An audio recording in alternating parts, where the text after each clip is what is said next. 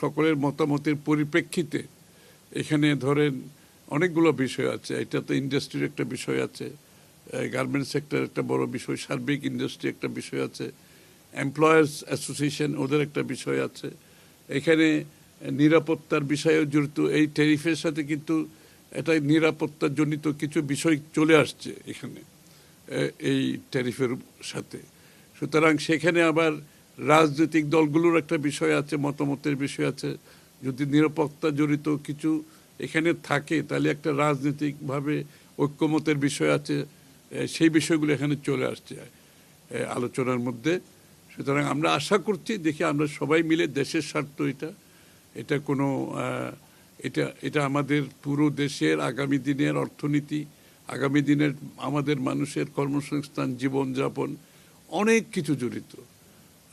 এই জন্য এবং অন্যান্য দেশের সাথে আমাদের যে সম্পর্ক আছে সবাই সব কিছু মিলিয়ে এটা আমাদেরকে ঐক্যবদ্ধভাবে আমরা সবাই মিলে এটার একটা সুষ্ঠু সমাধান দরকার। এই জন্য আমরা বসেছি আজকে আলোচনায়, আমরা ওনাদের কথাগুলো শুনেছি এবং এর পরিপ্রেক্ষিতে আমাদের বিএনপির পক্ষ থেকে আমরা চেষ্টা করব সরকারের সাথে আমাদের বিষয়টা ওনাদেরকে জানাবো এবং ওনাদের মতামতগুলো সহ আমাদের বিষয় এবং সার্বিক বিষয়ে এখানে সকলের একটা সমন্বিত চেষ্টার একটা ব্যাপার আছে।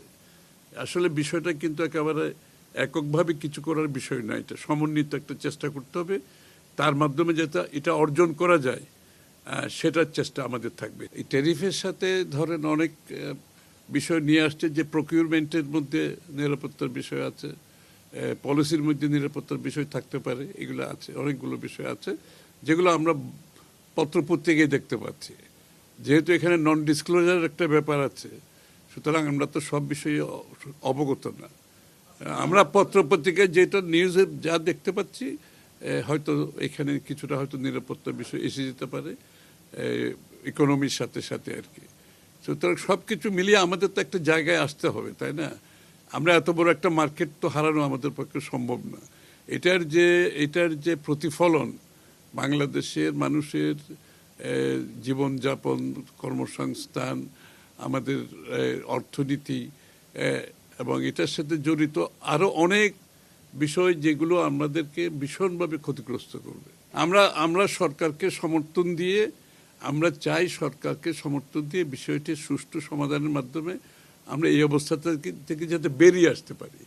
আমরা সবাই মিলে, সাংবাদিক ভাইদেরও আমি অনুরোধ করবো এই বিষয়টা মাথায় রাখবেন আপনারা। আমাদের যে কম্পিটিটররা আছে, আপনি ধরেন পার্শ্ববর্তী দেশ ভারত আছে, ভিয়েতনাম আছে, আর যে সমস্ত দেশ আমাদের কম্পিটিটর, ভিয়েতনাম সহ অন্যান্য যারা কম্পিটিটর আছে বাংলাদেশের সাথে, তাদেরকে বিবেচনায়ও রাখতে হবে ট্যারিফটা।